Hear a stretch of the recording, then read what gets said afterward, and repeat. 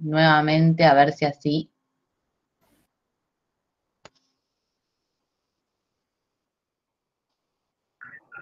Ahora sí figura que está grabando.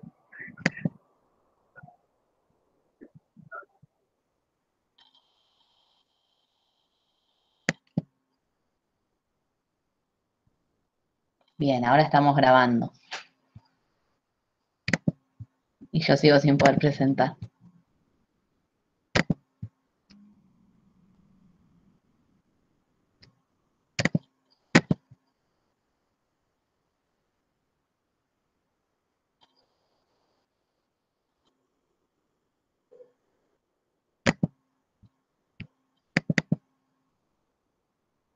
Ahí estoy presentando, ¿ven? Sí.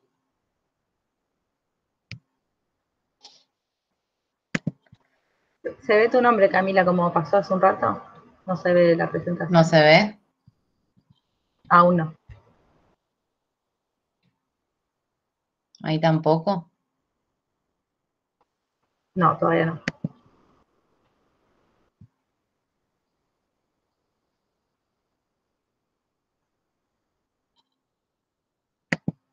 Vamos a volver a intentar.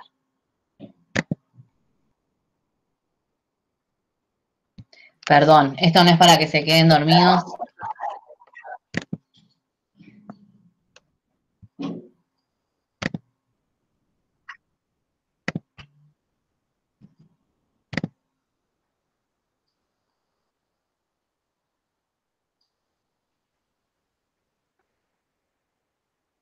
Cami, ¿querés que pruebe y comparta yo? A ver, sí. A mí me dice que estoy compartiendo, eso me resulta raro. Como quieras, avísame. Ahí tampoco sigue sin compartirse. No, no se comparte. Ahí está intentando, a ver. Ahí está compartiendo, profe. Buenísimo. Ahí ven neurofisiología y demás. Sí, ahí sí. Bueno, Sí, ahora bien. sí. Perfecto. Bien. Bueno, neurofisiología es el eje central de toda esta materia, ¿sí? Y es una materia que es interdisciplinaria, o sea, que comprende diferentes disciplinas, como por ejemplo, bueno, biología, que justamente es el primer nombre de la materia, medicina, por eso tenemos a Sandra como nuestra médica, anatomía, endocrinología, farmacología, genética, psicología y pedagogía. Todas estas ciencias, ¿sí?, apoyan a la neurofisiología y son las que le dan forma a toda esta materia desde los diferentes enfoques que cada una tiene, ¿sí? Hay un enfoque más pedagógico, que lo van a ver seguramente mucho más adelante en la materia, y en este caso vamos a ver este enfoque que es un enfoque más biológico o más anatómico de la medicina, endocrinología, ¿sí? Vendríamos a ver toda esta rama de la neurofisiología. Bueno, las características de los seres vivos, como muchos de ustedes dijeron, ¿sí?, es que nacen, crecen, se reproducen y mueren, ¿sí? Principalmente todos los seres vivos cumplen con estas características. Tenemos más características de los seres vivos, que es que mantienen la homeostasis, o es la capacidad de mantener el equilibrio interno a pesar de las condiciones en el exterior, ¿sí? Más adelante vamos a ver un poquito más de cada una de estas características. Los seres vivos son sistemas abiertos, o sea que intercambian materia-energía con el medio que los rodea, tienen un metabolismo activo, evolucionan y se adaptan constantemente y además se alimentan. Todas estas características de los seres vivos es las que los hacen ser como son. Y como ustedes deben saber, nosotros también somos seres vivos. Algo que en esta materia va a ser muy importante y que se los pusimos en la presentación es el tema de las diferentes definiciones o el vocabulario específico que muchas veces nos cuesta recordar. Así que les recomiendo que se basen en la etimología de las palabras y vamos a ver un poquito qué significan estas palabras que son parte de las características de los seres vivos. Los seres vivos pueden ser organismos unicelulares, o sea que están formados por una sola célula, por eso uni de una célula, ¿sí? Y tenemos unicelulares como muchas bacterias, algunos protozoos, las levaduras que están en el pan o en las pizzas que deben haber hecho a lo largo de toda la cuarentena, y hay también algunas algas que viven en colonias que son unicelulares, o sea, son organismos que pueden vivir solitos, ¿sí? Y son microscópicos, los vemos solamente en un microscopio, no los podemos ver a simple vista. Tenemos organismos pluricelulares, ¿sí? Que son todo el resto de los organismos que podemos ver, ¿sí? Muchos los podemos ver, hay algunos otros que no, pero tenemos dentro de los organismos pluricelulares arañas, cactus, helechos, perros, gatos, caballos, ¿sí? Bueno, las distintas plantas, los árboles, los leones, los yacarés, las ranas y demás. Todos esos son organismos pluricelulares, quiere decir que están formados por muchas células, más de una sola célula, como era el caso de las bacterias o las levaduras. Las células son la unidad funcional de la vida, es dentro de, si podemos ver todas las cosas que conforman la materia, la célula es la primera organización que tiene vida, que puede funcionar sola como un organismo unicelular o acompañada como en los organismos pluricelulares. Estas células pueden ser procariotas o eucariotas. Y esto se basa en la formación de membranas adentro de esta célula. Una célula procariota es una célula que no tiene núcleo y una célula eucariota es una célula que tiene un núcleo, ¿sí? En donde se va a encontrar el ADN. Dentro de las células eucariotas encontramos a las células animales y las células vegetales. Las células animales como las células que nos forman a nosotros y células vegetales como las células que forman una lechuga, una planta, un árbol. Y tienen características diferentes.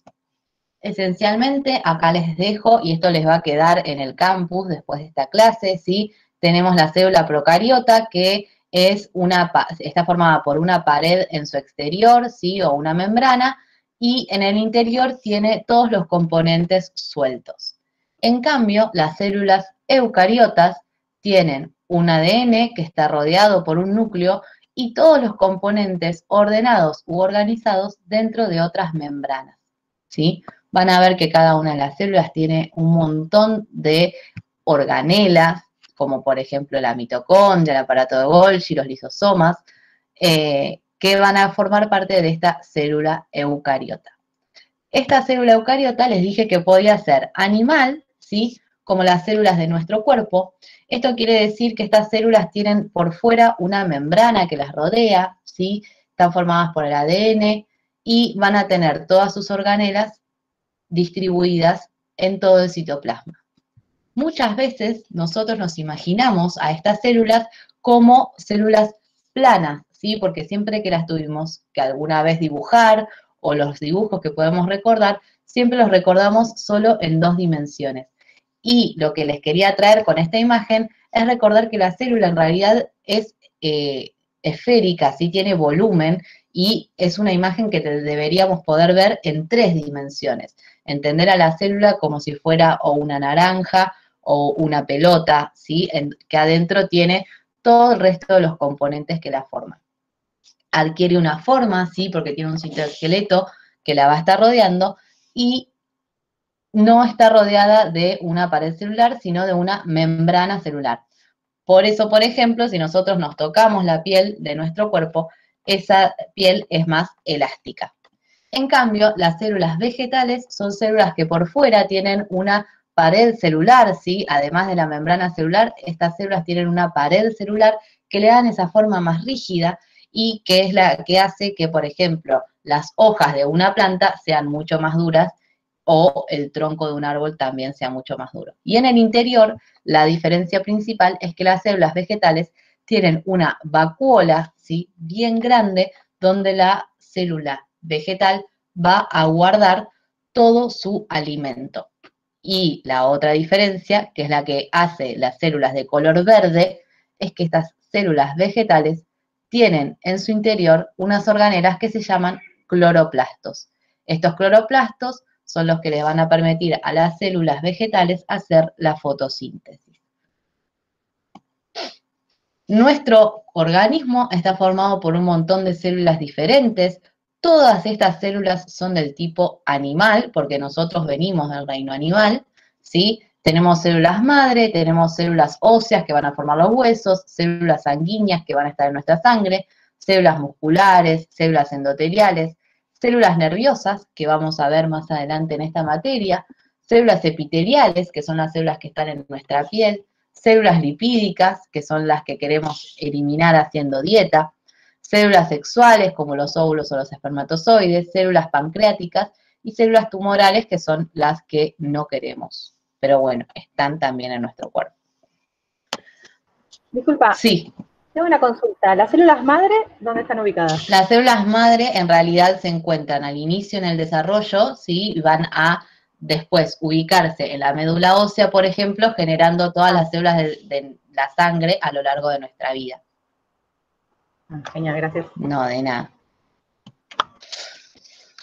Bueno, tenemos que todos los seres vivos evolucionan y se adaptan formando estos árboles, ¿sí? En donde podemos ver todos los reinos que forman parte de la vida. Y en un reino que se llama el reino eucariota, en el sector animalia, ¿sí? En una partecita muy chiquita se encuentran los seres humanos. Pero quiero que vean que hay una gran variedad y diversidad de seres vivos. Todos estos seres vivos evolucionan y se adaptaron a partir de un organismo que fue el organismo madre, ¿sí? Y de ahí surgieron todas las bacterias, las arqueas, que son bacterias mucho más chiquititas y más antiguas, y luego, más adelante en la evolución, todos los eucariotas. Nosotros tenemos esta imagen, ¿sí? Siempre que pensamos en evolución, pensamos que el ser humano primero fue un mono que fue irguiéndose, pero en realidad lo que tendríamos que pensar es en una imagen un poco más así, en donde el ser humano, a partir de que adquirió el bipedismo, o sea, la posibilidad de caminar en dos piernas y erguido, pudo ir evolucionando y tomando diferentes caminos evolutivos en donde también convivió con otros tipos de seres humanos que no fueron los que fueron evolucionando. Y pensar el camino de la evolución como un camino que ocurre a lo largo de millones y millones de años y no es un camino que ocurre de nietos a bisnietos, por ejemplo, o yo no estoy menos evolucionada que los que vayan a ser mis tataranietos, sino que es un camino que se forma a lo largo de millones y millones de años, a lo largo de toda la historia de la humanidad, que es la que estamos viviendo. Bueno, tenemos dos reinos principales, que son el reino procariota, que son estas arqueas y bacterias que no tienen núcleo, y dentro del reino eucariota tenemos a los reinos protozoos, cromistas, fungi, que son los hongos, plantas, que son las plantas, y animalia. Dentro del reino animalia encontramos a los vertebrados. Los vertebrados son todos los animales que tienen vértebras y columnas vertebrales. Y dentro de los vertebrados vamos a encontrar a los peces, a los anfibios, a los reptiles, a las aves y a los mamíferos. Todos los mamíferos tenemos características en común unos con otros y eso significa que somos seres amniotas, o sea que tenemos una placenta, lo que nos hace denominarnos vivíparos. Somos homeotermos, o sea que necesitamos mantener la temperatura constante de nuestro cuerpo.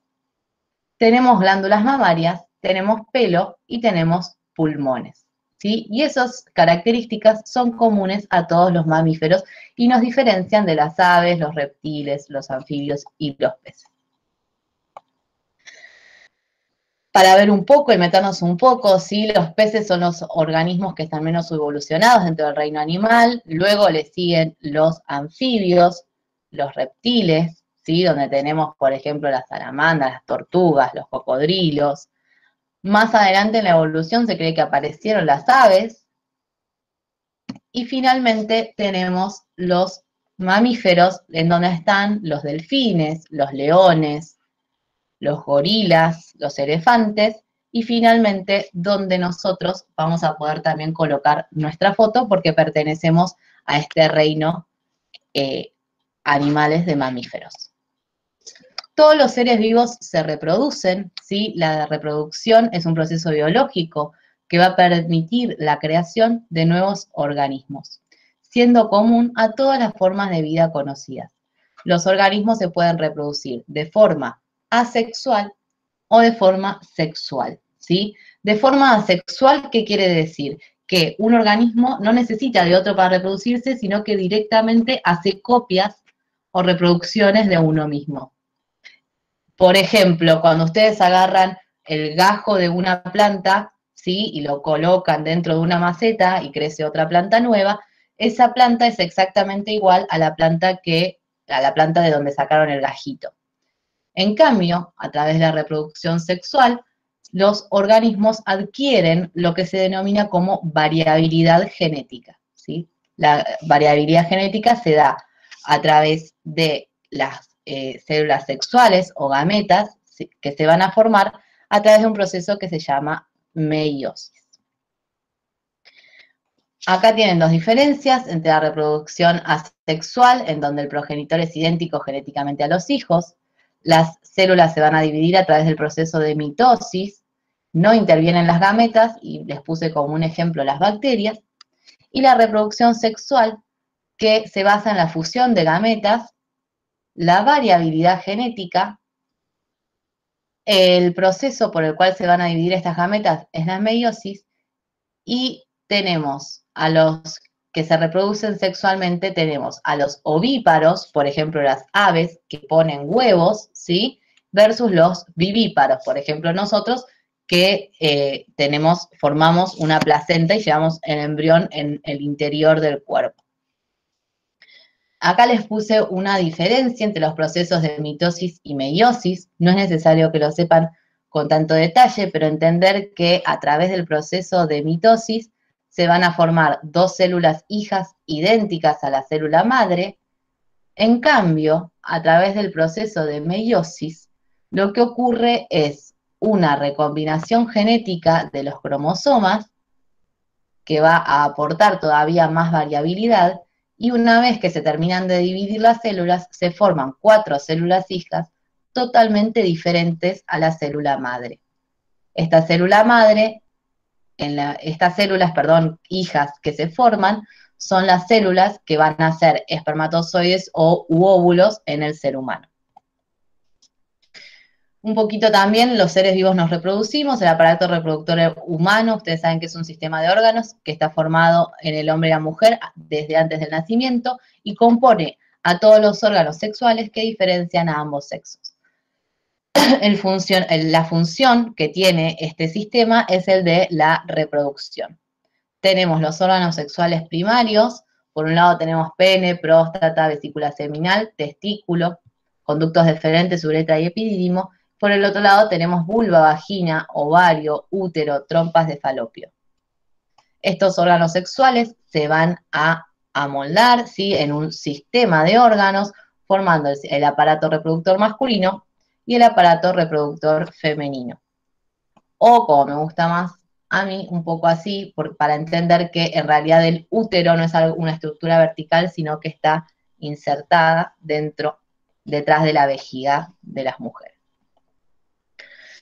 Entender que luego de la eyaculación los espermatozoides van a viajar y van a llegar dentro de un ovocito y van a fecundar a ese óvulo. Ay, esto era un videíto que no se me... Bueno, así, ahí va. Acá tenemos un ovocito, entró ya un espermatozoide y ese embrión se va a empezar a formar a través de un montón de divisiones de tipo mitóticas, generando ese embrión que va a ir bajando a lo largo de las trompas de falopio y se va a insertar luego en el útero. Todos los seres vivos también son sistemas abiertos, o sea que intercambian materia y energía con el medio que los rodea. Ustedes intercambian constantemente materia y energía con el medio que los rodea. Si tienen hambre y comen algo, está ingresando materia dentro de su cuerpo. Si están haciendo algún tipo de ejercicio, están liberando calor hacia el medio que los rodea. Y así de forma constante para mantener lo que denominamos homeostasis dentro de nuestro cuerpo. Nuestro cuerpo mantiene ciertos parámetros o intenta mantener ciertos parámetros de forma constante, en equilibrio, a lo largo de todo el día y a lo largo de toda nuestra vida. Por ejemplo, la temperatura corporal, la cantidad de glucosa en sangre, la cantidad de calcio en los huesos, ¿sí? O la cantidad de sales que se filtran a nuestra sangre, que van a dar también la presión arterial y demás. Todas esas cosas nuestro cuerpo las intenta mantener constantes o dentro de los rangos normales a lo largo de toda la vida.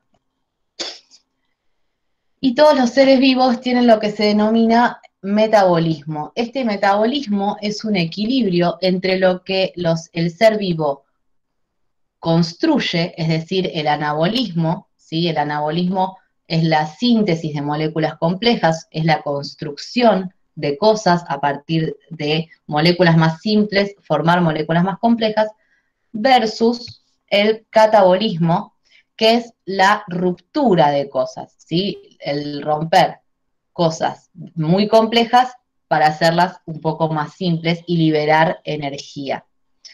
Hay una regla mnemotécnica que dice ana construye y cata destruye, porque el anabolismo construye cosas a partir de moléculas sencillas y el catabolismo destruye las moléculas complejas para formar moléculas más simples.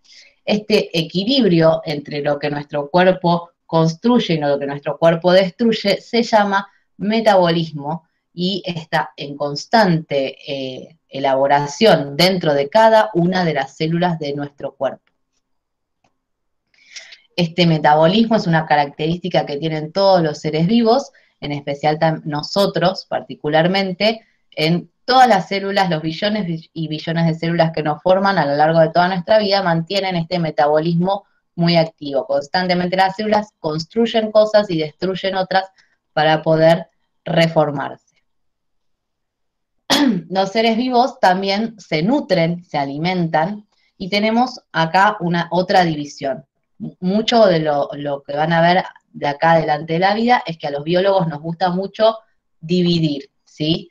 Tenemos los seres vivos que son autótrofos y tenemos seres vivos que son heterótrofos. Son otras dos palabritas, si quieren, más para sumar al vocabulario científico. ¿Qué quiere decir esto? Los seres vivos autótrofos son los seres vivos que realizan fotosíntesis, o sea que producen su propio alimento. Son totalmente autónomos, si quieren decirlo así, y por eso se llaman autótrofos. Necesitan luz y pueden vivir también en lugares muy extremos del mundo. Y como ejemplo tenemos a las cianobacterias, a las plantas y a las algas. Los seres vivos que son heterótrofos son seres vivos que necesitan buscar su alimento en otro lado, porque no lo pueden fabricar ellos mismos.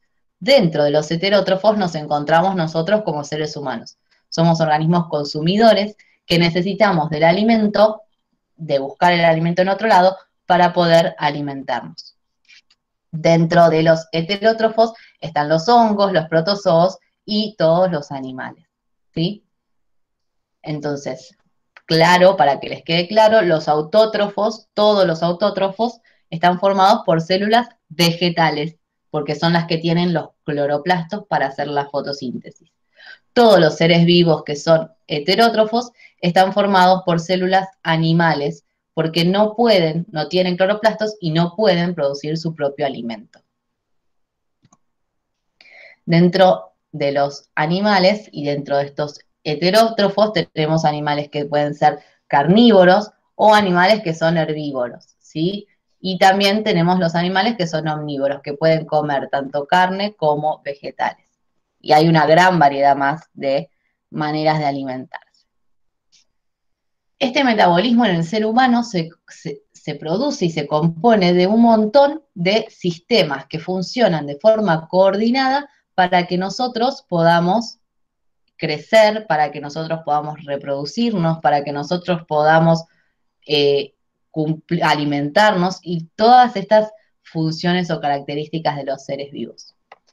Entonces, tenemos distintos sistemas, ¿sí? Tenemos el sistema muscular, el sistema esquelético, tenemos el sistema digestivo, el sistema circulatorio y el sistema nervioso. El sistema nervioso vamos a hablar mucho más la clase que viene, pero ahora quiero que veamos que el metabolismo en el ser humano, esto de lo que el ser humano construye y destruye para formarnos, está basado principalmente en cómo nos nutrimos, ¿sí? Y tenemos 4 sistemas que intervienen en la nutrición de nuestro organismo.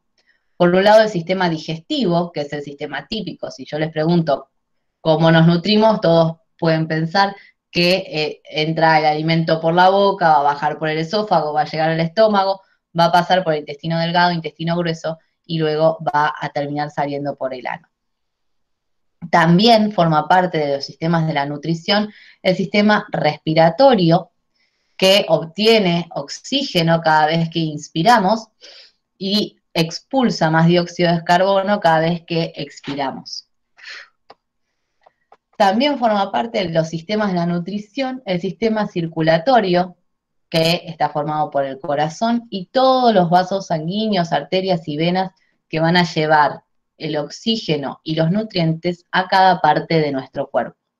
Y por último, también interviene el sistema excretor, que va a cerrar el ciclo eliminando todas las sustancias de desecho que se formen y que viajen desde el sistema circulatorio hacia los riñones y van a salir y ser filtradas, van a ser filtradas en los riñones y van a salir por la vejiga.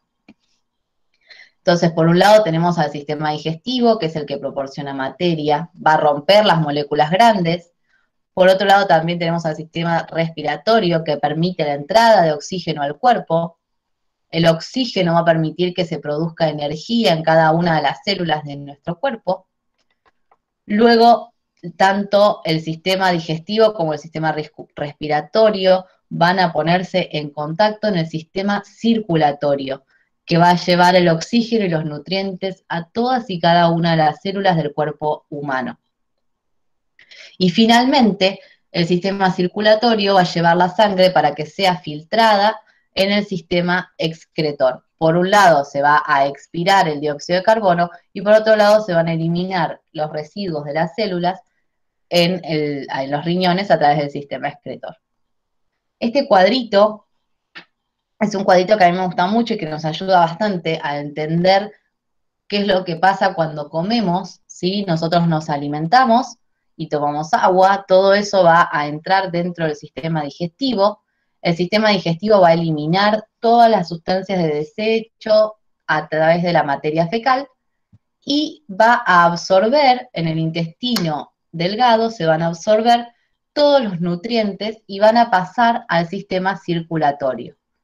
Desde el sistema circulatorio, por otro lado, en el sistema circulatorio van a entrar el aire inspirado, que va a entrar con más oxígeno, va a llegar a los pulmones, en los pulmones ese oxígeno va a pasar al sistema circulatorio, y este sistema circulatorio va a viajar a todo nuestro cuerpo, llevando los nutrientes y oxígeno a cada una de las células de nuestro cuerpo. Esta célula lo va a utilizar para realizar su metabolismo y luego va a expulsar dióxido de carbono, agua y desechos. ¿A dónde lo va a expulsar? Al sistema circulatorio. Y este sistema circulatorio nuevamente va a llevar la sangre con dióxido de carbono para que sea el aire que exhalamos, y por otro lado, este sistema circulatorio va a llevar los desechos y el agua al sistema excretor para que sean expulsados en forma de orina. Es un poco cómo nos nutrimos los seres humanos. Finalmente les dejo esta imagen, ¿sí? En donde podemos ver que la vellosidad intestinal ingresa el nutriente, ¿sí? Va a viajar el nutriente hacia el tejido, va a ser utilizado por las células, luego va a ir a los riñones y va a ser expulsado en la vejiga. Y por otro lado, en cada uno de nuestros alvéolos pulmonares, que forman cada uno de los pulmones de nuestro cuerpo, va a entrar el oxígeno, va a viajar hacia todas las células de nuestro cuerpo y una vez que la célula lo utiliza, se va a liberar dióxido de carbono en cada expiración.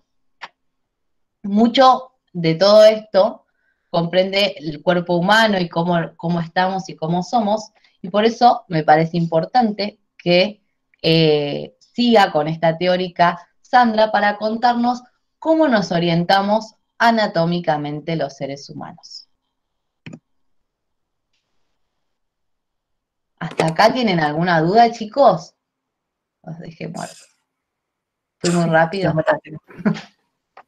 Cami, fueron haciendo algunas preguntas los chicos, si querés te las voy diciendo. Dale, decime. Preguntaron, a ver, ¿qué es la clonación?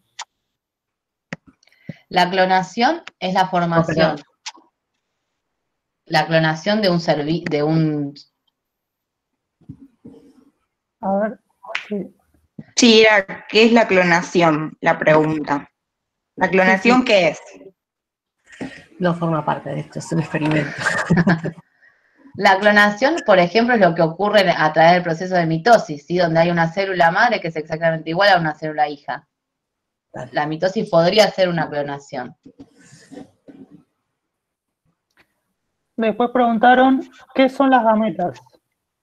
Las gametas son los espermatozoides y los óvulos, por ejemplo, en el ser humano, o la célula sexual femenina, la célula sexual masculina. Y también preguntaron, ¿existen modificaciones en el metabolismo ante la presencia de la menopausia? Sí, un montón. El metabolismo de todo el cuerpo humano se compone por un montón de sistemas, ¿sí? Uno de los sistemas que vamos a ver también a lo largo de esta materia que compone nuestro cuerpo es el sistema endocrino. El sistema endocrino se encarga de todas las hormonas de nuestro cuerpo. Y lo que ocurre en la menopausia es la disminución de estrógenos, la disminución muy abrupta de estrógenos en nuestro cuerpo, y eso lleva a un cambio metabólico importante al cual el cuerpo obviamente se adapta, pero lleva un tiempo de latencia ese cambio. No es que de un día para el otro uno cambia totalmente el metabolismo. Habría una aclaración en realidad. Sí. No, un ejemplo de un cambio importante de metabolismo es el embarazo, en el que es terrible las subidas y bajadas de hormonas, como justamente las hormonas son las que manejan todo esto de metabolismo, cómo cambia tan rápido, y lo que es el posparto, porque después del parto justamente hay un descenso tan abrupto de las hormonas que cambia también totalmente el metabolismo de la mujer. Ese es otro ejemplo de un cambio importante de metabolismo, ¿no? O el resto, por ahí, lo que es el crecimiento y todo va siendo más en forma paulatina, mientras que ese es muy abrupto, ¿no? Bueno, buenas tardes. Mi nombre es Sandra Cusimano, yo soy médica especialista en medicina nuclear, cardiología y medicina interna. Parece mucho, pero fue un largo camino. Y bueno, el año pasado ya habíamos estado, ahí vi a alguien conocido del año pasado que estaba ahí entre los alumnos, en biología, y bueno, y este año como somos muchos más, por suerte estamos más acompañados. Bueno, lo que les voy a contar un poquito es el tema de cómo nosotros estudiamos en realidad el cuerpo. Cuando nosotros queremos decir dónde tenemos la mano, dónde tenemos la cabeza, dónde tenemos el pie, lo que hacemos es hablar en un lenguaje que sea universal, porque si no, no nos entenderíamos. Acá los entendemos los chinos, los alemanes, los españoles, todos iguales. Entonces, por eso lo que hicimos fue como un lenguaje que sea universal. Y eso lo hacemos en las orientaciones del cuerpo en el espacio. La próxima, por fin. Bueno, es un poquito lo que les decía. Para describir la posición relativa de las partes del cuerpo es importante disponer de una disposición inicial, que sea una disposición referencia, que es la posición anatómica. La posición anatómica es un cuerpo humano en posición erecta, que sería en posición de pie, que tiene que estar en bipedestación, porque tiene que estar apoyado sobre sus piernas, ¿sí? Tiene que tener los brazos colgando a ambos lados del cuerpo, y las palmas de las manos deben estar hacia adelante. Eso se llama posición anatómica. Y en base a eso, a esa posición anatómica, lo que vamos a hacer es decir qué está adelante, qué está detrás, qué está cerca, qué está lejos, ¿sí? Dice, la mayor parte de la terminología direccional está utilizada, se refiere a esa persona en posición anatómica, no como esté realmente. Es decir, si yo tengo una persona que está acostada, yo lo que voy a hacer es a esa persona, en base a la posición anatómica, darle la característica especial de por qué está acostada, ¿sí? Entonces, si una persona está acostada, vamos a decir que está en decúbito. Pero si esa persona está acostada, lo que diríamos boca abajo, nosotros vamos a decir decúbito ventral. Y ventral, vamos a usar esa palabra en base a la posición anatómica esta que yo les cuento, que ahora vamos a ver el dibujito, ¿no? Y por otra parte, los términos derecha e izquierda siempre también están relacionados a esa posición anatómica. No como yo estoy viendo a la persona, sino cómo esa persona estaría frente a mí. La próxima. Esta es la posición anatómica. Entonces, es la persona en posición erecta, en bipedestación porque está apoyada sobre sus pies, tiene los brazos colgando al lado del cuerpo, con las manos hacia adelante. Entonces, todo lo que esté de la mitad del cuerpo hacia adelante va a ser ventral. Y todo lo que esté de la mitad del cuerpo hacia atrás va a ser dorsal. Todo lo que esté de la mitad del cuerpo hacia arriba va a ser superior. Y todo lo que esté de la mitad del cuerpo hacia abajo va a ser inferior. Todo aquello que se acerque a la línea media del cuerpo, vamos a poner un ejemplo. La nariz yo la tengo en la línea media, pero las orejas están alejadas de la línea media, ¿sí? Entonces, todo aquello que esté proximal va a ser lo que esté más cerca de la línea media, y todo aquello que sea distal va a ser aquello que se aleje de la línea media. Entonces, si yo quiero describir qué posición tienen los ojos en relación con la oreja, tengo que decir que los ojos son proximales a la línea media y que las orejas son distales a la línea media. ¿Sí? Después, si tienen preguntas, bueno, las van haciendo porque es complejo. Esto es como un lenguaje diferente, pero después se van a ir. Es razonarlo, nada más que razonarlo. En base a esto, nosotros para poder estudiar el cuerpo, también lo dividimos en planos.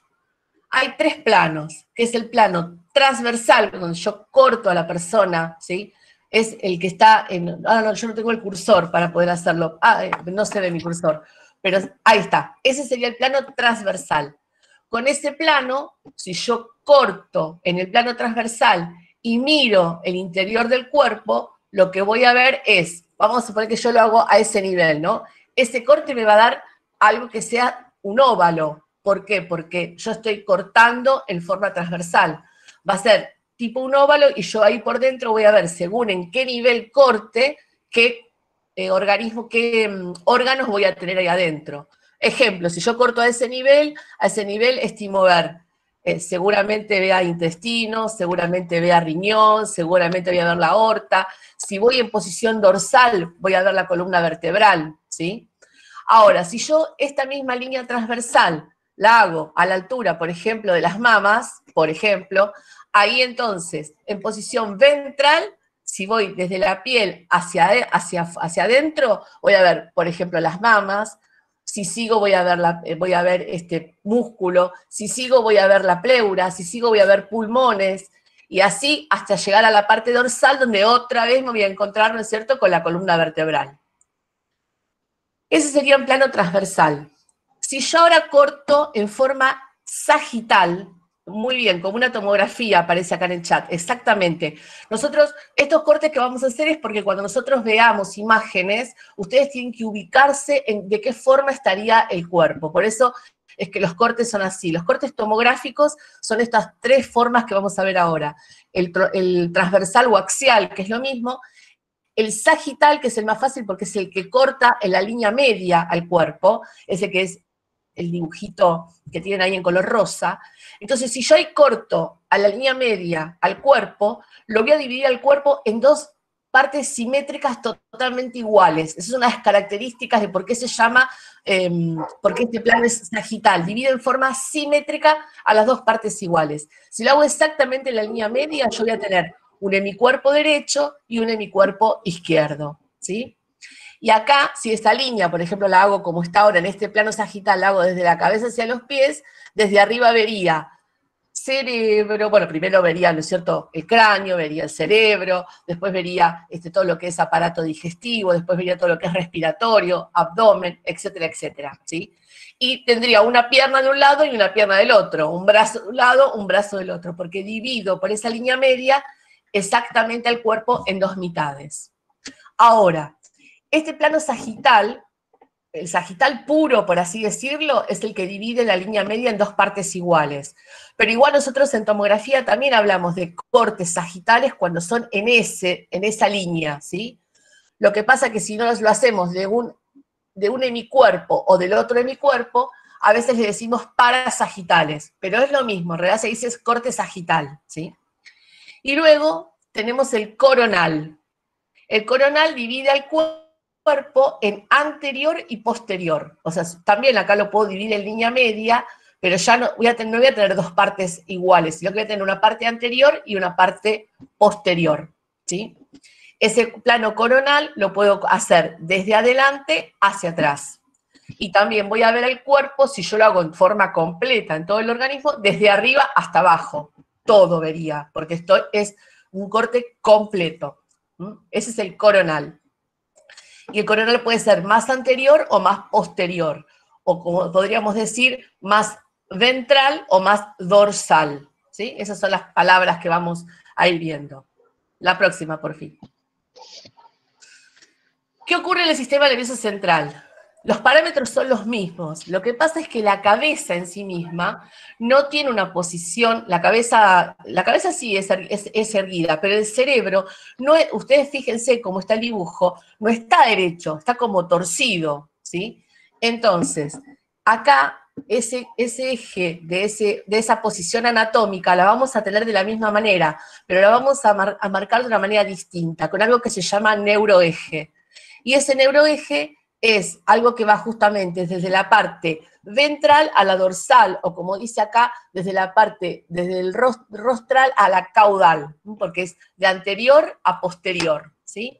Es una línea imaginaria que nos va a dividir desde la parte frontal hacia la parte occipital, o hacia el final, donde está la médula espinal, ¿no es cierto?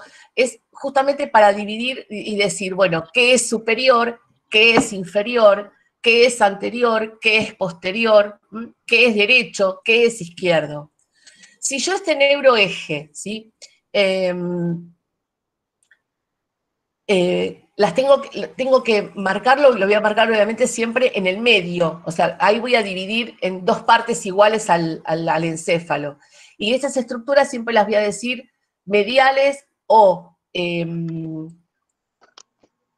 van a ser más mediales cuando están más cerca del neuroeje, ¿sí? Cuando se van alejando, voy a ir marcando justamente si son para el lado derecho o para el lado izquierdo, porque eso está en la línea media. ¿Se entendió? Bueno, después cualquier cosa me van preguntando. La próxima. Bueno, entonces, partiendo del hecho, dice que el cerebro se tiene que entender como una disposición en 3 dimensiones, porque ya le había dicho Camila antes que una célula, ¿sí? Nosotros hacemos los dibujitos y las hacemos en forma planar, ¿sí? Y ahí le vemos 2 planos nada más. Pero en realidad todo tiene 3 planos, todo es tridimensional. Entonces el estudio neuroanatómico tenemos que tenerlo en cuenta en esa forma tridimensional, y esos planos son los que nos van a ayudar para que nosotros en forma bidimensional podamos ver todas las partes del cerebro. Esos cortes son el transversal o axial, el coronal y el sagital, que son los que recién habíamos visto. Ahora vamos a la próxima. Acá vemos entonces un corte del cerebro, ese cerebro que nosotros, si lo vimos si se acuerdan de la primera foto, que donde le habíamos hecho el neuroeje, estaba como inclinado, no estaba acá derechito. Yo acá lo pongo derecho porque es más cómodo para nosotros. Pero acá lo estoy dividiendo en los mismos planos del mismo dibujo que hicimos del cuerpo entero.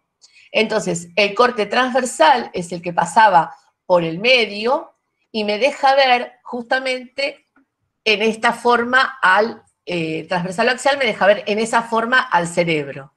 Si yo lo hago en forma sagital, lo que voy a ver es el dibujo justamente en forma sagital, el del medio, que me va a ver dos partes iguales, derechas o izquierdas. Y el transversal, que me lo corta como si fueran fetitas de milanesa, pobrecito, pero este sería justamente el corte que nos permite ver también tanto la parte anterior como la parte posterior, la parte del frontal como la parte de caudal, de todo el cerebro. Pero acá es lo mismo, las formas son los mismos planos, transversal, coronal y sagital. ¿Sí? Hola Sandra, ¿qué tal? Buenas noches. Marta, salud. ¿Qué tal, Marta? ¿Cómo estás? Soy alumna tuya. Bien, sí, por eso te vi. Sí. Te hago una consulta. Depende de lo que se quiera estudiar a nivel neurológico, es el tipo de corte que se va a realizar, ¿verdad? No. Los cortes del cerebro, para estudiar bien cualquier órgano, no solamente el cerebro, pero nosotros vamos a hablar del cerebro, vamos a hablar de encéfalo, no de cerebro solo, porque el sistema nervioso central, acuérdense que es el encéfalo y la médula espinal. Entonces vamos a hablar del encéfalo. Para estudiarlo bien necesitamos ver siempre todos los cortes. Lo que pasa es que, por ejemplo, si yo quiero hacer una tomografía porque alguien se golpeó y creo que tiene, por ejemplo, un hematoma en el cerebro, y bueno, entonces de golpe el corte, o sea, el tercer plano, no el sagital, sino el que es transversal es por ahí el que más me conviene, porque veo rápidamente todo. Pero si yo quiero ver los detalles, necesito los tres planos. A veces en las tomografías se da una sola placa por un tema de espacio, no le vas a dar 20.000 placas a la persona, pero cuando vos te dan un CD, vos lo abrís y tenés todos los cortes, porque el cerebro se debe estudiar con todos los cortes. Y por supuesto, a veces en detalle y haciendo foco en determinado lugar de acuerdo a lo que quieras ver. Ahí sí, de acuerdo a la patología que quieras ver. Si yo creo que tengo un problema en el conducto auditivo externo, interno derecho, y voy a focalizar en el oído interno derecho. Pero eso no quiere decir que deje de estudiar el resto. ¿Sí? Gracias. Muy bien. Bueno, la próxima. Acá más o menos lo mismo. Me parece que acá estaba más sencillo, por eso primero le di el difícil, para que ustedes después se pusieran contentos con el fácil. Y estos son también los mismos cortes, pero está mostrando de una forma, digamos, más dibujito, el corte axial, el sagital y el coronal. Entonces el coronal lo va a hacer todo, los cortes desde adelante hacia atrás, desde lo que es frontal hacia lo que es, de lo que es frontal hacia lo que es occipital. Después, el corte sagital va a dividir al cerebro en dos mitades perfectas, derecha e izquierda, en dos hemisferios, como tenemos, que es el derecho y el izquierdo. Pero también sepan que yo esa misma línea la puedo hacer más cortita, la puedo seguir dividiendo para algún lado, la puedo seguir dividiendo para el otro, y hago lo que sean cortes parasagitales, que en la jerga se llaman todos cortes sagitales, ¿sí? Ahora, el sagital perfecto es el que divide al cerebro en dos partes iguales, pero sepan que se usa sagital para todos los cortes a ese nivel. Y el axial es el que corta de arriba abajo, ¿sí? O hacia la parte ventral sería, porque la parte baja del cerebro es en la parte ventral. Entonces, esos serían los cortes. Bueno, parece complejo, pero ustedes después van a tener una actividad que les vamos a dejar, en donde ahí van a ser muy cancheros en poder hacer todos estos cortes, ¿sí? La que sigue. Bueno, mi exposición era cortita y terminaba con esta frase que dice: nunca consideres el estudio como una obligación, sino como una oportunidad para penetrar en el bello y maravilloso mundo del saber, ¿sí? el mundo del saber tiene un camino de ida, nunca tiene un camino de vuelta. Y los curiosos, cuando entran en ese camino, nunca quieren volver, siempre quieren seguir hacia adelante, ¿sí? Y creo que Einstein es como un ejemplo para eso. A ver, no me quedó clara la diferencia entre los cortes coronales y transversales. ¿Podemos ir a la diapo de atrás? Esta, perfecto. Creo que esta, no, esta creo que es la que más te va a servir. Un corte transversal o axial es lo mismo. En este dibujo, bueno, porque ya estaba impreso, dice corte axial. Pero en una diapositiva yo puse corte transversal o axial, porque es lo mismo, la anterior. Acá, ven que puse transversal o axial. O sea que es lo mismo, son sinónimos. Yo puedo decir, ¿es un corte transversal o es un corte axial? ¿Sí? Es igual. Ahora vamos a la penúltima diapo. Esta. Entonces el corte axial me va a dividir de arriba a abajo, ¿sí? O sea, si yo esa línea que tengo ahí axial, la voy subiendo, voy haciendo cortes del cerebro desde más arriba, y si la voy bajando, lo voy haciendo hacia más abajo. O sea, un corte axial es de arriba hacia abajo en el cerebro, ¿sí? Un corte coronal es de adelante hacia atrás. Fíjense que esa línea es como que estuviera a la altura de las orejas. Entonces, es así. O sea, me acorta el cerebro de esta forma, ¿sí? Y va de adelante hacia atrás. Ese es el coronal. Y el sagital es a la mitad, es el que me divide acá la cabeza. O sea, te portas mal y te damos acá en la cabeza. En la mitad sería, bien en la mitad. Ese no tiene dudas, el sagital no tiene dudas. Pero la diferencia es de una a otra. Ahora sí, listo. El hachazo, exactamente. El hachazo es el sagital, acuérdense. También se llama, bueno, siempre, todo puede ser paraxial. A ver, el axial en sí mismo, el axial por propiamente dicho, es si agarramos al cuerpo entero y lo dividimos a la mitad. Y entonces es el axial. Entonces después todos son paraxiales, pero no se metan en eso. Todos van a ser transversal o axial, todos van a ser sagitales o todos van a ser coronales, ¿sí? Lo que yo le quiero decir, por ejemplo, con el corte sagital puro, es que el real es el que divide verdaderamente al cuerpo en dos partes. ¿Sí? Ahí Débora hizo una... Exacto, bueno, ahí está, ya la vi por la cámara. Bueno, ¿lo entienden en general, chicos? ¿O hay alguna duda, alguna pregunta que quieran? Yo fui viendo el chat, no sé si me quedó alguna sin contestar. Hola Sandra, perdón, yo de nuevo. Dale, decime. Una dudita. Sí. Si tenemos tiempo, si no me decís, te escribo. Hay tiempo, me dicen. Bueno, perfecto. El corte sagital realizado a nivel cerebral, ¿sí? O encéfalo, como decías hoy, es claramente simétrico, ¿no es cierto? Son dos partes iguales. Pero ese mismo corte en el cuerpo de una persona no representa. ¿En dónde? Perdóname. El corte sagital. ¿Pero en dónde, mijita? ¿En el cerebro? Si yo le voy... Yo me quedé con el plano del dibujo del cuerpo entero. Cuando el corte es sagital, ahí está. Ese no divide en dos partes iguales, porque queda un corazón lado, ¿no? Bueno, no seas tan mala. Te lo divide en dos partes iguales porque yo las puedo unir y son las dos mitades. Después, si veo el derecho, ahí ya te meto, pero estamos hablando en forma general, es para entenderse. Pero en dos partes iguales en el sentido de que son totalmente, o sea, saco uno, saco el otro, sé cuál es derecho y sé cuál es izquierdo. En ese sentido me estoy refiriendo. Por supuesto que el izquierdo lo voy a reconocer porque tengo el corazón, el derecho lo voy a reconocer porque tengo el hígado, y etcétera, etcétera. Pero en realidad es así, ¿está bien? Yo quise, era en el sentido figurado de que el puro sagital sería ese. Los demás serían parasagitales. Pero bueno, la realidad es que le llamamos a todos cortes sagitales. ¿Está bien? Bárbaro. Bueno, por ahora entonces, por mi parte ya está, y bueno, cualquier duda que tengan nos van preguntando. ¿Hay más dudas, preguntas?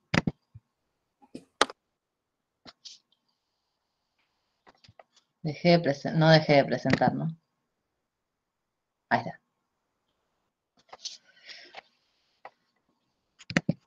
Bueno, la idea de esta clase es una clase introductoria con un montón de contenido y un montón de idioma nuevo, novedoso por ahí para muchos.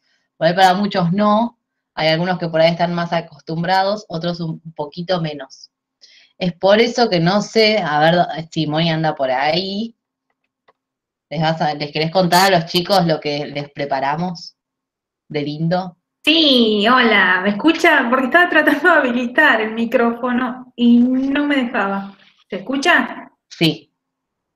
Bueno, van a encontrar en el campus, bueno, en la parte de la parte general, donde está la presentación y demás, todo de la materia, van a encontrar el foro de presentación, que allí sintéticamente se van a ir presentando, un foro de debate donde le compartimos una imagen, ¿sí? Y ahí ustedes van a tener que abrir su imaginación y contarnos qué ven, ¿sí?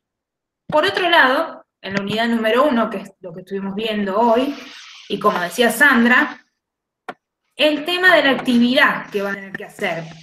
Hay una actividad en la cual van a tener que tomar una foto cortando una fruta en un plano que es sagital, transversal y longitudinal. Así que ahí vamos a esperar las producciones de ustedes.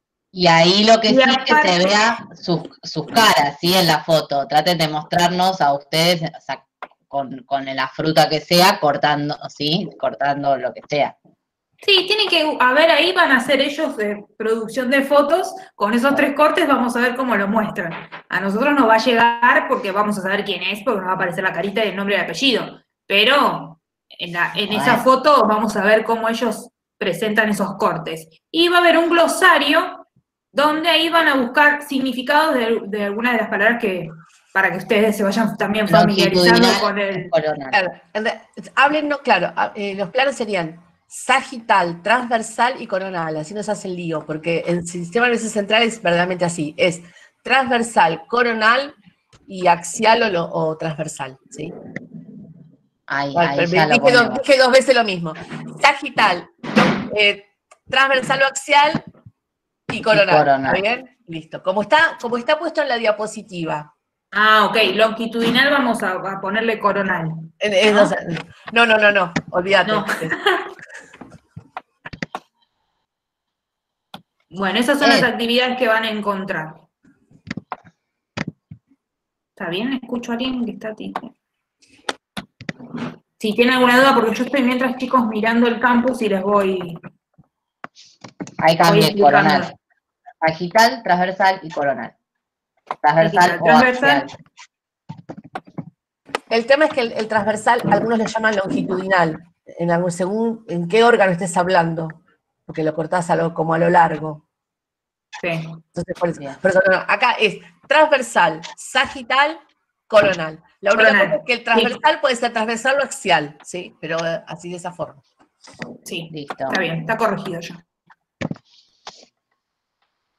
Chicos, ¿alguna duda o algo en el chat? ¿Alguna otra pregunta con respecto al tema que se abordó hoy, a la unidad 1? Sí, Joaquín Miranda tiene una consulta para Camila que no le quedó muy claro el tema de homeostasis. Bien, la homeostasis es el mantenimiento del equilibrio del cuerpo. Nosotros mantenemos constantemente nuestra temperatura corporal. Si tenemos una temperatura corporal mayor a 37 grados, tenemos fiebre, ¿sí? Estamos enfermos, algo pasó. Entonces, nuestro cuerpo va a activar una serie de mecanismos, uno es la fiebre, por ejemplo, para bajar la temperatura corporal y poder volver a 37 grados. Hay veces que lo logra, hay veces que no, pero lo importante es que nuestro cuerpo quiere constantemente mantener ese equilibrio con el medio externo que lo rodea. Lo mismo con la cantidad de glucosa en la sangre. Las personas tenemos una cantidad de glucosa constante en la sangre a lo largo del día, ¿sí? Por ejemplo. Y entonces estamos manteniendo nuestro equilibrio, nuestra cantidad de glucosa en sangre. Las personas que no pueden mantener la cantidad de glucosa en sangre tienen una enfermedad que es la diabetes, por ejemplo.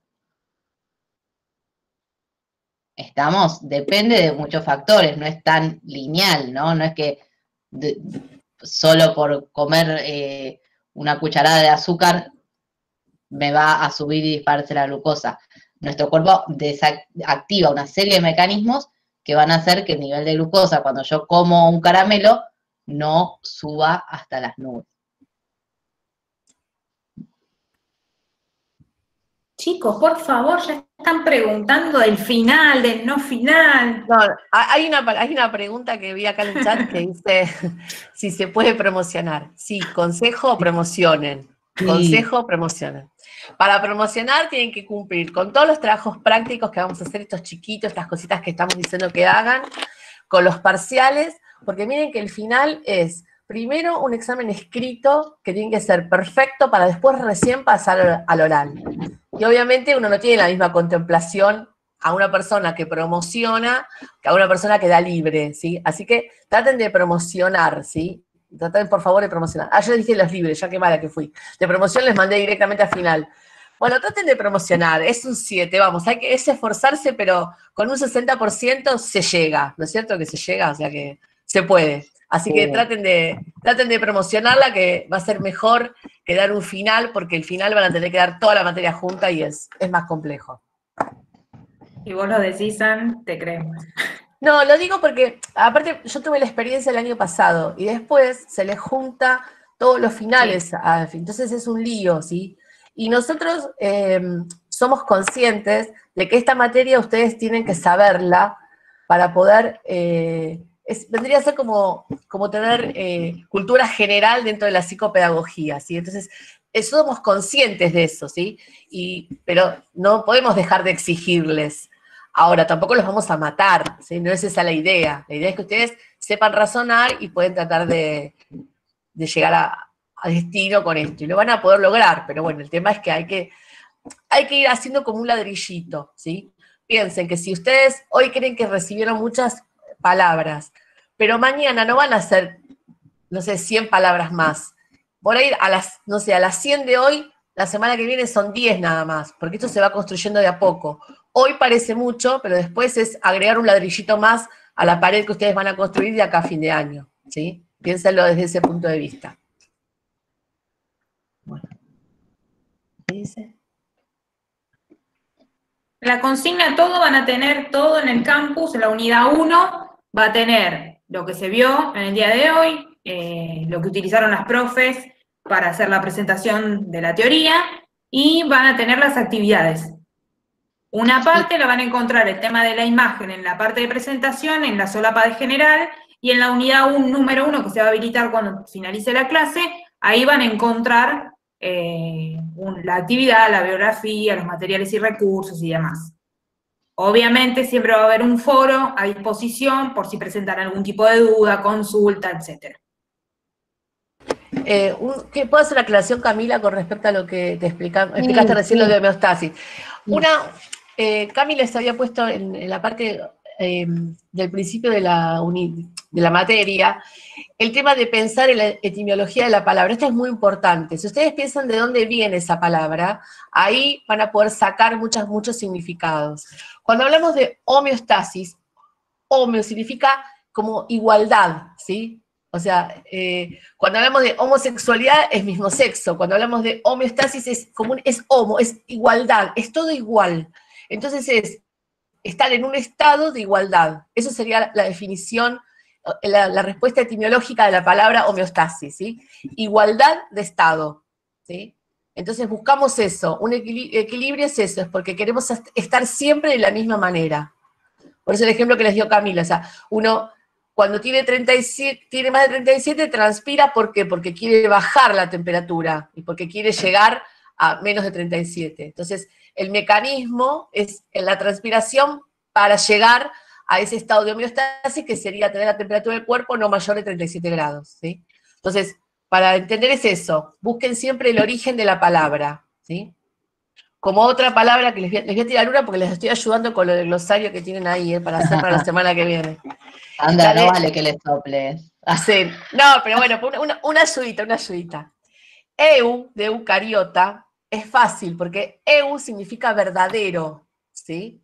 Y cariota viene de cariotipo, de célula, o sea, eucariota sería como una célula verdadera, ¿sí? Por eso piensen, ¿cuál es la célula animal? Es la verdadera célula. Entonces, si nosotros somos eucariotas, por ejemplo, las bacterias van a ser las procariotas. Nunca piensen en una bacteria eucariota porque nosotros somos los eucariotas, ¿sí?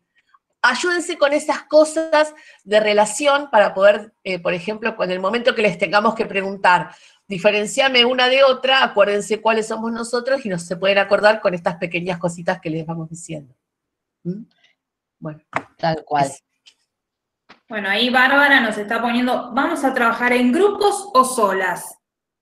Eso vamos a ir viendo al transcurso de las clases debido a las diferentes actividades que querramos presentar. Estaría bueno, vamos a tratar de hacer todo lo posible para que puedan también trabajar en grupo y sea más entretenido y dinámico, ¿sí? Sandra, consulta. Tengo entendido que la homeostasis se relaciona con la temperatura. ¿Se relaciona con otra característica también? Sí, por supuesto, con todas. Es llegar al estado ideal. ¿Cuál es el estado ideal? Bueno, en la sangre, la temperatura corporal sería esa, ¿no? Tener una temperatura corporal no mayor de 37 grados. El pH de la sangre, que es otra medida que nosotros tenemos porque todos los que sean, todos los procesos intracelulares se dan a un pH específico, tiene que ser 7,4. O sea, la sangre tiene un pH de 7,4. Cuando nosotros, por X motivo, subimos o bajamos ese pH, estamos enfermos. Y nuestros mecanismos de compensación, por ejemplo, respiratorio, digestivo, lo que fuere, el renal, sobre todo los riñones y sobre todo los pulmones, son los que rápidamente van a ayudarnos para lograr que ese pH vuelva a ser de 7,4, que es el valor que necesitamos, ¿sí? Después, otro ejemplo que dio Camila, el tema de la glucosa. Hay algunos valores que son más, tienen un rango mayor. Por ejemplo, tener una glucemia entre 70 y 110 es normal, ¿sí?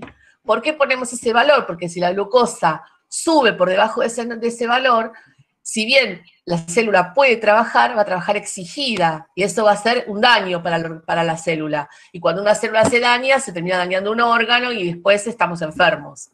Y cuando una célula tiene una glucosa menor de 70 a 110, la sangre, no la célula, cuando la sangre tiene menos de 70 a 110, la glucosa que llega a la célula es tan baja que no tiene energía para trabajar. Y por ejemplo, acá les tiro un chivo, la glucosa es el producto, digamos, principal, es el alimento principal del cerebro. Sin glucosa, el cerebro no trabaja. Si la glucosa está por debajo de 35 milímetros de mercurio, la neurona se muere, ¿sí? No hay actividad neuronal. Una de las características de una persona que está en hipoglucemia es que no puede hablar, ve nublado, transpira. Bueno, todo eso son acciones que el cerebro está trabajando para regular todo eso, pero porque no tiene energía para poder seguir trabajando. Así que, ¿cuál es el principal sustrato de energía de la neurona? La glucosa. Pregunta de examen. Por eso no es el chocolate que le hace bien al cerebro, por eso. Están diciendo que el chocolate por eso le hace bien al cerebro. Claro, tal cual. Y si cuando van a rendir quieren traer un chocolate, también, para activar las neuronas. Es totalmente, no, de verdad es eso, es estimulante, porque es glucosa rápida, da glucosa en forma rápida, y eso rápidamente está estimulando al sistema nervioso central. Estamos más despiertos, sí, van a ver que si ustedes quieren a la noche... Los dulces en general, por eso ven, los niños, por ejemplo, cuando comen mucho azúcar, que los ven que los chicos están, que no pueden parar de correr y correr y correr y correr, bueno, es porque tienen mucho azúcar disponible, pues tienen que gastarlo. Claro. Sí, chicos, con respecto a que están preguntando de las comisiones ustedes van a ir a la parte de donde están en el campus, en la parte de la materia, participantes, y ahí cuando ingresan a participantes buscan su apellido, y cuando se encuentran les va a decir qué profesor. Si no, buscan comisión A, comisión B, pues son, ya dijeron, ¿no? La A, B, C, D. Las comisiones son meramente solo para el tema de correcciones y demás. O sea, el resto no se preocupen, no es que van a tener que trabajar con sus compañeros de la comisión A o B o C o D. ¿Sí? Van a trabajar juntos, van a tener trabajos que sean en grupo, no necesariamente dentro de las comisiones, ¿se entiende? Como dice Juan, ya están todo armados, se buscan, se van a encontrar y van a ver a qué comisión pertenecen. Iba a decir otra cosa y se me borró. Ay, bueno, ahora cuando me acuerde, acoto. Que vuelva. Que vuelva. Voy a buscar chocolate y vuelvo, espera. Que te manden. Sí, mi club de fan no me estaría llegando, aviso, ¿eh? Así que media pila. ¿Y qué más, chicos? ¿Alguna duda más? ¿Algo más? Yo voy leyendo. Yo comía chocolate cuando teníamos portepés del cuatre pasado. Estaba estresada. Cintia, pasó. Está muy bien.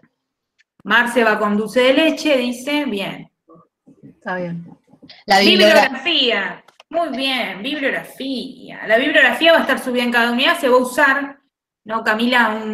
Sí, van a usar principalmente el libro que se llama Curtis de biología. Se llama Biología de Curtis. El libro está todo escaneado y subido también en el campus ya para que lo puedan ver y leer, y veremos de ahí cada una de las unidades que vayan viendo. Más adelante, si hay alguna otra bibliografía que utilicen, se las vamos a ir subiendo también al campus. ¿Los cortes tienen que ser en la misma fruta? Y Claro. si se puede, sí.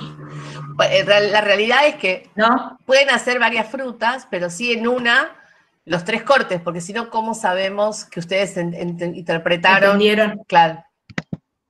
Que sea el mismo tipo de fruta también. Sí, elijan una manzana. Una zanahoria es buena, como verdura también puede ser. A ver, una ananá es bueno, porque la ananá ustedes pueden hacer, al hacer los cortes axiales o transversales, si los hacen a distintas alturas, nos va a quedar muy claro si entendieron cuál era ese corte. Una ananá. Mira, no sé si es época de ananá, Sandra. Bueno, pero bueno. Está cara la naná, dice Cintia. Está cara la naná. Simulados, Y con manzana. Agarren una, lo dibujan. Una berenjena. También berenjena, bueno, pero completa, con el cabito y todo tiene que ser. Nahuel pregunta, ¿cómo sabemos cuál es la parte de adelante de una manzana? No, es verdad, no vamos le ponen a ojos, le ponen ojos, le dibujan unos ojitos. Cada uno puede crear sus propias producciones, chicos. Claro. Cada uno deje volar su imaginación. Pero más arriba. hay una trampa. Nosotros nos vamos a dar cuenta. Si ustedes lo hacen bien al trabajo, nos vamos a dar cuenta si entendieron cuáles son los cortes coronales para saber si es adelante o atrás de una manzana. Lo vamos a saber. Vamos. Bueno, va bien, a haber. Arriba habían va a haber actividades. Por la actividad, sí. Todavía no está habilitado en el campus. Ahora cuando nosotros terminemos la clase de hoy, ya está todo cargado, pero todavía no lo pueden ver. Cuando finalizamos la clase de hoy, ya lo van a poder ver porque va a estar habilitado. Otra aclaración también, el link para las clases por Meet, que va a ser todos los jueves a las 18 horas, yo se los voy a subir el día anterior. No se mareen con la clase que tienen el día miércoles. Nosotros tenemos clase el jueves. Se lo subo el día anterior para que a todos ya les llegue y no tengan problemas después, y lo encuentren y lo tengan más disponible. Pero no desesperen. No desesperen, no piensen que el miércoles se perdieron una clase, por ejemplo, ¿no? Vamos a todos los jueves de 18 a 22 es el horario, que bueno, depende de la clase, va a durar menos, más, o lo que tenga que durar. Pero siempre tengan en cuenta eso, que biología y neurofisiología de la aprendizaje están los jueves de 18 a 22, ¿sí? Sí, en cuanto a la solapa de participantes que dice que tampoco les aparece, tienen que ir a las 3 rayitas, ustedes tienen el campus, y en la parte superior izquierda tienen las rayitas.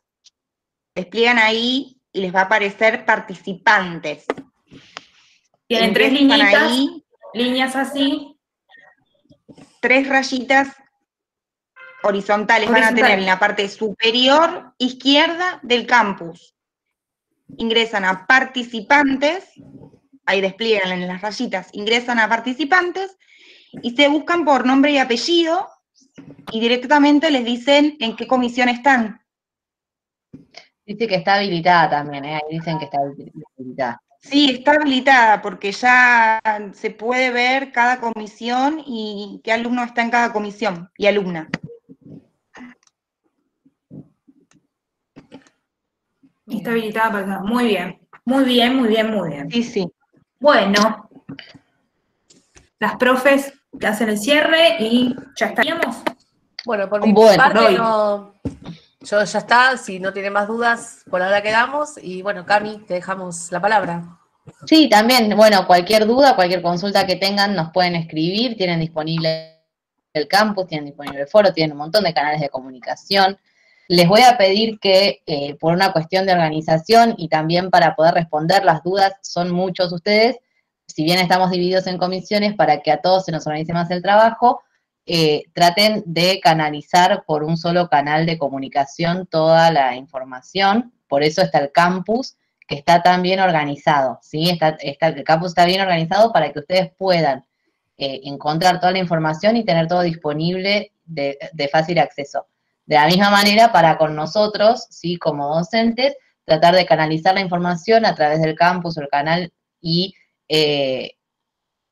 y tener paciencia en la respuesta o los horarios de respuesta que podamos llegar a adquirir a lo largo del cuatrimestre. Me alegra muchísimo que seamos tantos en esta materia, me alegra muchísimo más el grupo de docentes con el que cuentan y con el entusiasmo con el cual arrancaron esta primera clase. Y bueno, nos vemos el próximo jueves a las 6 de la tarde. Muchísimas gracias a todos. Chao, chicos, hasta luego. Chao, chicos. Chau, buenas noches. Chao, gracias. Buenas noches a todos. Vayan a cocinar, Buenas comer, noches a todos. Vayan a cocinar, a hacer la comida. a obtener Chao, gracias. glucosa para mantener la homeostasis. Hasta luego. Chao. gracias. Chao. Chao a todos. Chao, muchas gracias a ustedes. Chao, muchas gracias. Chao, gracias. Chao, buenas noches. Chao, buenas noches.